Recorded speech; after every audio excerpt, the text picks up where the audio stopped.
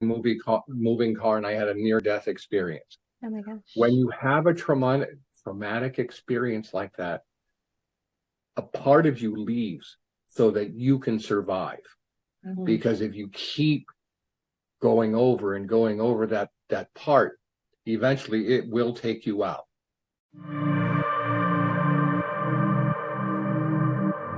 Hello, everyone. Welcome back.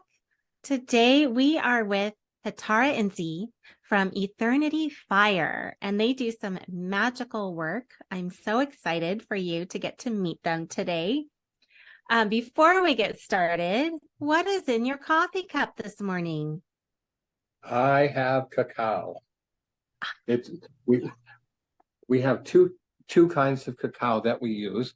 We have ceremonial cacao and everyday cacao. And everyday cacao, you can just go to natural grocers and buy the nibs and grind them like coffee, boil water, and then put a little bit of, what do we use? Cashew creamer. No. Almond milk. Almond cream. Yeah, just and then that's our everyday cacao. That's what I have. Oh, I love that. Yeah. I have never thought about grinding up the nibs. Yeah. That's brilliant. Yeah. Oh my gosh. I'm totally I gonna do learned that. it from her. Yeah. I love cacao. It's one of my favorite things. Oh my gosh. But do you find that, like, if you have it in the afternoon, will it keep you up at night? No. Do you find? No? Okay. No, it's good. The difference between coffee and cacao is that coffee will restrict your vessels, your blood vessels, so that it'll have to work faster, and that's how you feel, whereas cacao opens them up and you flow. The energy flows. Nice. Yeah. Oh, that's so good to know. Yeah, I love cacao. It's so good. Sometimes I mix it with some other things. I love it. Oh, I'm totally gonna try that. Do you use it in a coffee machine, or do you use like a French press or something? No, I have a coffee grinder, and I grind. I think I don't know. When you have a coffee grinder, I just fill it up, to where the metal part ends and the glass part starts. And then I grind it 3 times for 10 seconds each, because unlike coffee, it's a little thicker, Yeah. and then it will stick to the sides. So you got to get a spoon to dig some of it out. And then I put it in a 16-ounce cup. We add some other things like Sheila heat and coconut oil, because it's really good for the inside of the body. So the first thing you said, Sheila heat, is that like a mushroom or something? It's mineral resin. It's like a black resin that you order online. There's different types, but it's super, super sticky. So it's starry. And you just put that in, it dissolves in the mix. I mean, it doesn't taste good for sure, but it is very good for your body. Yeah. And then I add almond creamer, a 3 count, 1, 2, 3, poop, and then the rest hot water again, fill it up, and that's what I do. Nice. And you do? And I do different. I used to be cacao all the time, but not anymore. Mostly ceremonial cacao when I drink. Yeah. And I do mushroom coffee, which I love. Yeah. There's some really good ones out there. Yeah, I like the mushroom coffee as well. And sometimes I mix the two, actually. Sometimes I mix the cacao and the mushroom coffee. I do that. Yeah. Well, gosh, I am actually gonna, so you work together, but you do a couple different things. And Hitara, I'm gonna let you, I couldn't pronounce all, I know you do Reiki, but the kinds of Reiki that you do, can you talk a little bit about your specialties? Reiki, Usui Reiki, which is the one that is most known to everyone everywhere. That's one. And then I'm a Shamballa Reiki, which is there's so many more symbols that you work with. I mean, besides the Usui Reiki, the more you work on it, the more symbols appear. So say the best. Yeah, that's it is how can I explain? It is the same energy healing that you bring in through you as a vessel, but it's accessing deeper spirit and more multidimensionality. Yeah. For best explain. Yeah. 352 symbols.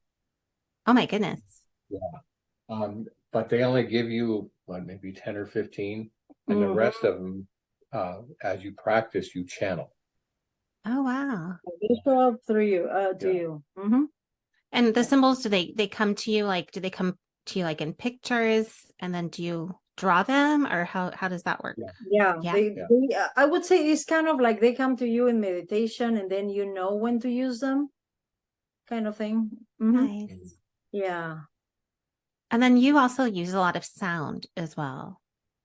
Yeah. So can you tell us a little bit about that? Something I don't see often. So I know a lot of people are really familiar with the crystal bowls, but the tuning forks are really powerful, aren't they? I've really enjoyed that as well. Yeah, so you know what? So I started with the crystal balls, the copper, no, not copper, the metal balls, and then as I've been working more with the energy, it's like the toning just comes naturally, and it's kind of like tapping into memories of what I used to do when I'm doing sessions. Yeah, I mean, I can feel another part of myself kind of coming through, and sometimes it's very related to the lineage where I come from, from Peru. So I can feel like the medicine woman coming through, or sometimes I even feel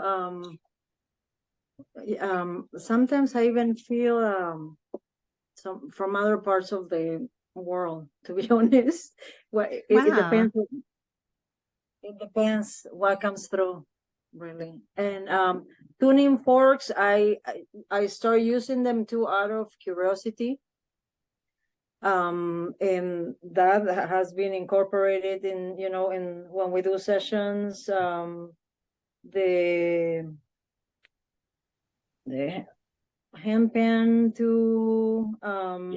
It's kind of like self-taught everything, and in the same with the crystals. I mean, I started working with regular crystals, but then I work with Andaras now, which are different. I mean, some people. How are they different? What are those? They're programmable for one. So you can.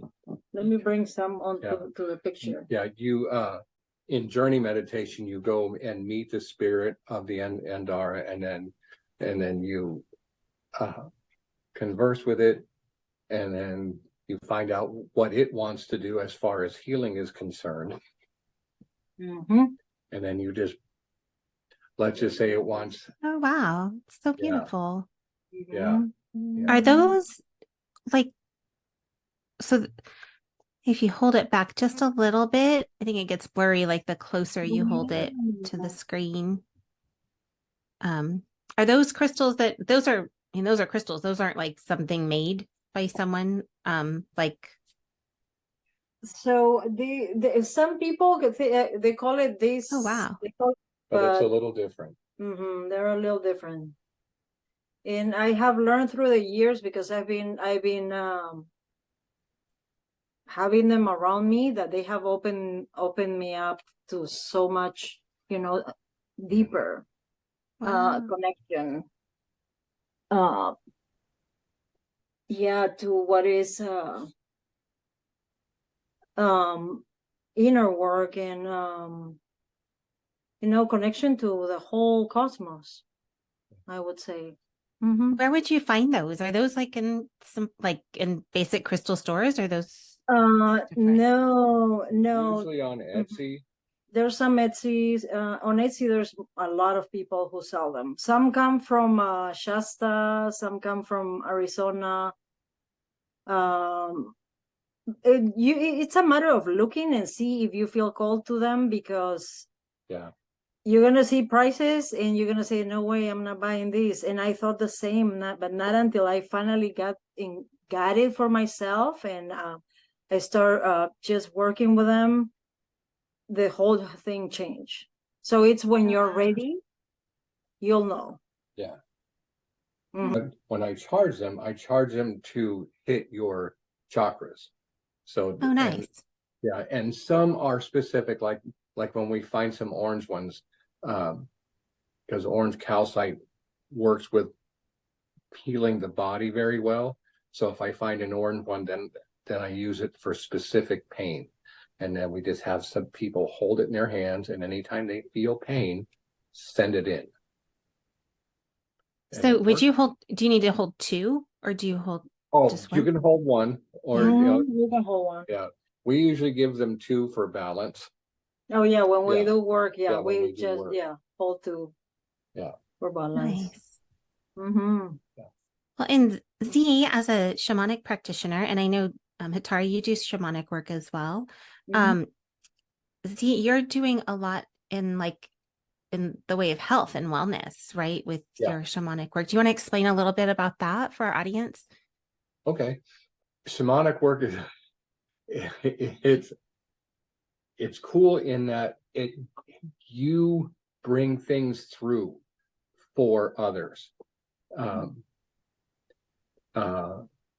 For instance, let's say that you have an anger issue that you haven't had your whole life, that there's something all of a sudden, you snap at the drop of a hat, whatever.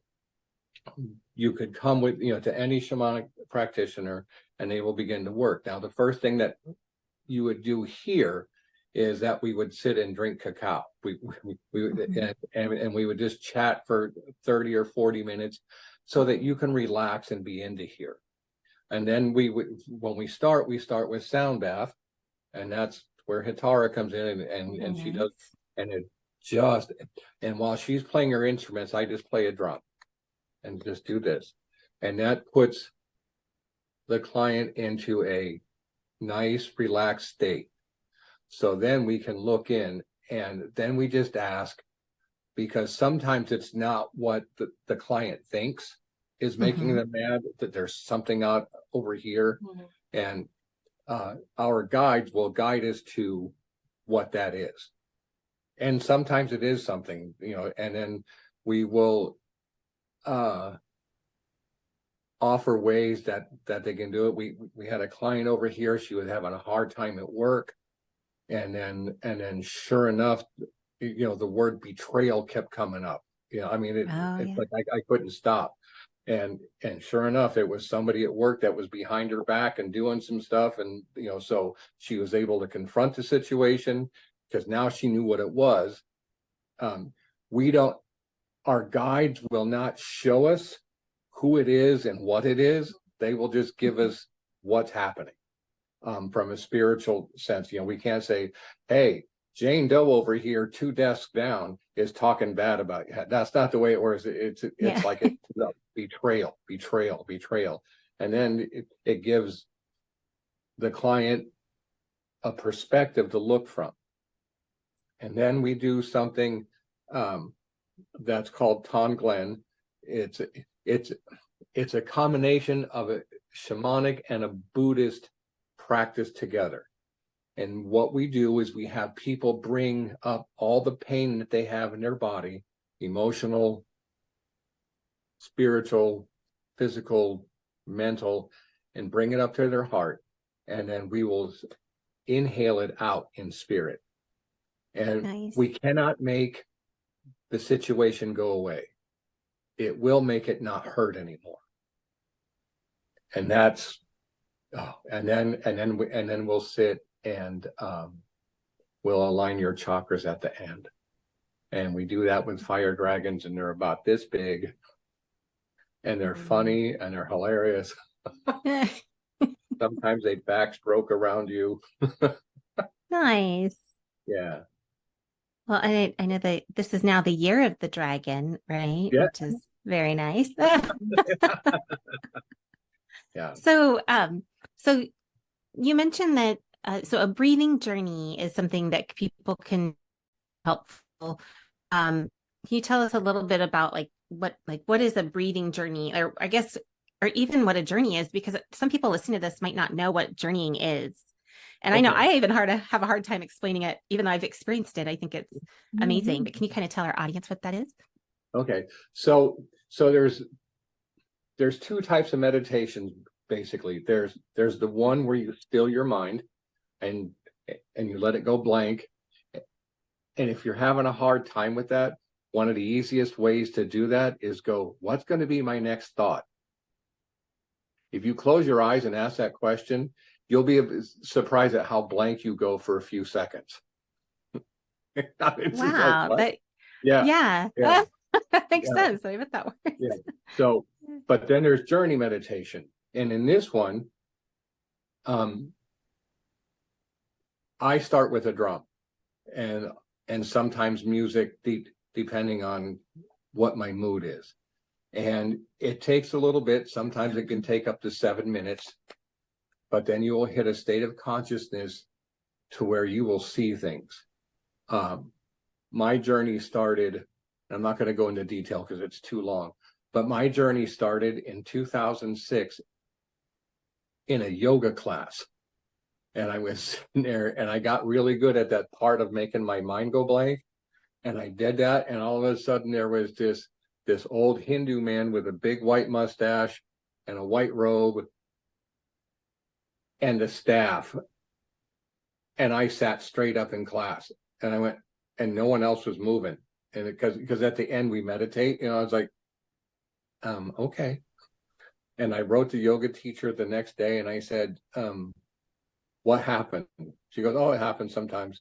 And that's all she'd tell me, because that's important, because you have to discover on your own.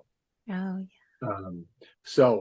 But during these times, he would teach little by little things, and that's what you do in a journey meditation is you go in, and you ask a question, and then we also do that, introduce you to your guides or power animals, and that's a whole other thing. Oh, nice. Yeah. So in the journey meditations, and you can do it with breathing because I do that too. We use Breathe with Sandy. It's on YouTube, and there's a time for meditation, and you just go in and talk with your guides because it relaxes you, and you're able to see some things. So journey meditation is you go in, you ask your guide for help. That sometimes they will guide you into a world that looks really weird. Sometimes they'll put you like in your living room. For instance, I did a journey for somebody. Well, somebody wanted a journey. I took them, and I saw that the client had an arrow, and it had 4 things on it instead of 2, and he was shooting it into a target, and it kept hitting the bullseye. And I told him this, and he goes, I have 4 business opportunities. I said, pick one. Oh, wow. Yeah, because that's what that's how they'll show you things. And sometimes our heart, is not the message is you have to decipher. Yeah. Because sometimes they're not so clear. Yeah. Yeah. And sometimes does it come up, with it like days later? Like you think of something, you're like, oh, that makes sense now. Or yeah. And in some cases, years later. We have a friend of ours who had a shamanic session years ago, and it kept showing whales, and the whales were singing, and she didn't get it. And then she's a caseworker, and she was getting jaded and couldn't let go of anything. And so she started going to concerts, whale, making music, concerts, and then she was able to let it out. Oh, nice. So but it took her years to decipher what it was. So she'd go to the concert and she'd scream, and then she'd go home and feel good. Oh, nice. Well, and I think I noticed, like, for myself, in the experiences that I've, I start seeing themes too. Like there's Yeah. things that keep coming up. Is that pretty common? Like Yeah. I often, for some reason, the fox, like I see a fox a Ooh. lot. Like it just, so I'm like, there's like this theme, you know, kind of thing. Hold that thought. Okay. Okay. Hold that thought. So we made a deal with our spirit guides that if they showed animals or flowers, because there's only 2 books that we use, you know, that would be the message they're trying to do. And this is the book for the animals. You know what? I guess I put blur on the Oh, that's why. That's why it's kind of blurry. Take it off. Okay. So anyways, you keep seeing fox. We'll tell you what that what it's trying to say. You can you, when you're done, you could tell us the title, maybe tell us the title. Oh yeah, We okay. could, yeah. Okay, fox. If fox shows up, trust your intuition. Be wary of someone you're involved with who's attempting to trick you in some way. Your intelligence and ingenuity are most useful right now than confrontation and righteousness. It's better for you to remain in the background and exert influence from that position rather than take an active leadership role. It's best to blend into your surroundings, move with stealth, and keep your intentions to yourself. It's important at this time to break out of your social conditioning and express yourself more freely, and then listen and hear, look and see, sense and feel, trust your senses to guide you. Now, we also give this disclaimer, take what resonates, because not everything will resonate with you. You know, all of a sudden it's like, I've been thinking of this whole time, you know, and well, that's the fox going, hey. I do feel like I do a lot of that. Like I feel like I sit back and kind of observe things kind of. Yep. And the fox is telling you to be more observant. And why. And what was the name of the book? It's called Animal Spirit Guides by Stephen D. Farmer. Okay. Very cool. That's a nice big book too. Yeah. Oh yeah. Yeah. There's a ton of, plus they have a pocket edition that has maybe a couple of different things in it, but it's only like this big. But in case you want to carry one in your purse, it's a good thing. Yeah. Yeah. Hey, what's that? Yeah. Well, yeah. So all of a sudden you see, you know, 3 foxes run across the street in front of you. It's like, oh, that's a message. Yeah. So when you think about journeying, like, so for the audience for people who maybe have never experienced this before, so who would go, like, who is someone who would want to go and journey? Like, could you describe like what maybe somebody's, if they're seeking certain things? No, you go ahead. Okay. So if our clients aren't coming for healing, they're coming to learn something, you know, and so anybody, it benefits everybody. Provided that you have a reputable practitioner, because some people will, at least a few years ago, people were throwing around that term, you know, and if you're going to be a shamanic practitioner, you don't announce it, you know, like it's something that you can just get. It's in today's world, you can just get it because people will do it. But really, I can't really get off on that tangent. Who benefits? Everyone benefits. If you want to come, our bread and butter is what's called soul retrieval. Oh yeah. Please talk about that, because I think a lot of people don't know what that is. Yeah. I didn't know what it was. Yeah. Well, I will. But I'm sitting there talking to somebody, and somehow we got on the Native American medicine and so on and so forth, and I said, gosh, I wonder it would be like, you know, see a shaman. And she just looked at me and said, I've seen a shaman, and if there's anybody who needs one, it's you. And I guess some people would be like offended by that, and I was like, really, what is that? And she goes, you need a soul retrieval. You're broken. And I went, okay, so how do I get one? And then she's talking about this. And I grew up in the Bible Belt in the Midwest, and I thought these people hid under rocks and whatever. It's like, you can find her online. I was like, what? It's different for me. So through a series of things, it took me about 3 months to actually get up and go. But the shamanic practitioner I want fixed stuff in me that had been broken for a long time.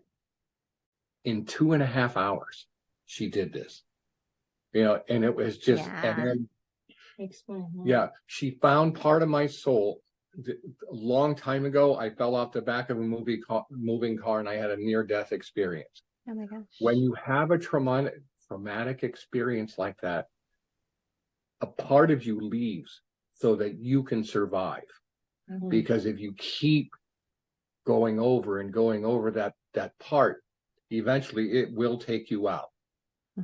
So now the fragment doesn't just watch you and say, okay, it's time to come back in. You have to find somebody to put it back in. And this is probably the best thing that anybody can do. But I always say this, do you need a soul retrieval? No. Should you get one? Yeah. Yeah. So are you saying, like, so if there's something traumatic happens, so part of like your soul leaves, so you're kind of bringing the soul back. We bring it back. So when the trauma happens, that part of your soul leaves in order for you to continue living in this physical plane. And for example, in my case, for him was like a very traumatic thing. My first soul retrieval is how I met Zi. And my soul piece was waiting for me. It was a younger version of me that was waiting inside a place for the right time for me to find her and then integrate her within me. Yeah. It's super interesting. There's all kinds. I mean, I have gone how many pieces? You'll be surprised. And here are the results. You usually look at life a little easier. You don't get as triggered as quickly. I mean, some things are going to, but things that that were annoyances that that would just send you off. Like like the first one I noticed within a month. What was that? I used to work in Portland, have to drive across the 205 bridge, and I'd get in the right-hand lane because I had to get on 14. Oh, yeah. And I would get over there and I would scream at the people who wouldn't go fast enough and let everybody cut in front of them. After my soul retrieval, I just got out in the other lane and went around them. Oh, nice. See, but because it fixed something, I looked at life differently. Now, for some people, the soul integration is immediate. Mine took 6 months for it all to go in. Oh, wow. And because it was a big piece, it was gone a long time. Some are very pleasant. About 90% of the people cry when they're done because they feel it go back in. It's a very profound experience. It is. And it's one of the best things we like doing. I'm going to have to come do that with you. I had one years ago. I don't think I really understood what it was. I would have explained it to you like it was a journeying session. But now I'm seeing it differently the way you've just explained it. I'm like, that makes sense. Like you're pulling something back. And I've heard that people use that for traumatic events, but I didn't totally understand it all. So I appreciate that. That's right. And that's also why we include Tonglen in it, so that we can clear out whatever blockages in there that might hinder the integration. Nice. It's complete, pretty much. From the beginning to the end. I mean, it's kind of preparing you to go to into soul retrieval in some cases. Yeah. Sometimes it's just a healing session. Yeah. Or connect to a loved one, or it's whatever shows up right then and there. Yeah. And just the experiences that I've had, I agree with you, like you were saying, that there's so much that can be done in that short amount of time when you do this work. It's really profound. And if people have never tried, I'm like, try these different modalities, because it really is powerful. So powerful. Gosh. Yeah, and and things have changed too, because from what we used to do to what we're doing now is like the same. Where you're talking, time is, everything is fast. And I guess everybody is ready for that change to happen within too, as well. I mean, it is a powerful experience. I can say that for these last sessions that we have given. Yeah, definitely. It has went up another notch, I would say. Yeah. Yeah. And do you think a lot of that too is just like the year, like in 2024 right now, where we're at, just the energy is so quick and everything going on? It is that, and it is the evolution of each one, like see on his path, and me, and myself on my own path, because even though we're together, we are totally different. And the approach and the inner work that each one does is like, you can't imagine how much, I would say, massively has opened to see so much deeper. Yeah, it is, but it's awesome. Yeah. Because you can see how truly magical the world is. Yeah. It is. Yep. And I think more people are waking up, which is creating more energy, because they're not keeping it bottled up, because it's not as fearful as it used to be. Yeah. And so with that energy flying around, when you're spiritually sensitive, there's days we can't go to the store. Oh, wow. Yeah, we have to go super early in the morning. Yeah. When there's not that many people, because you become like an antenna for so many things. Yeah. Are there some things that you do to kind of protect yourself from that energy, or do you do more like clearing later? Or how? So you know what, this is one thing that I have learned recently, that is like when we do protection, is more as coming from fear of being attacked. Instead is like filling up with increase your aura. Increase your aura before you go out. And for me, it's like bubble up with love, or bubble up with rainbow light, or whatever color you want to share, and that's how I go out. Oh, I love that. Yeah. Oh, that's beautiful. We're meant to be the change we want to see in the world, so that's where we start, by emanating that light. But it's also good to carry black tourmaline and labradorite. They're productive crystals that they have. I do carry my stuff too. Yeah, for sure. But but that's, it kind of shifted. So you are in Vancouver, Washington. And do you typically meet people in person, or do you do also online, or mostly, or a little bit of both? Yeah, we do long distance for sure. We've been doing all over the world, actually. Long and in person as well. Yeah, both. We've done work in Cyprus, Israel, India, Portugal, Peru, of course. Yeah, and that's all just like this.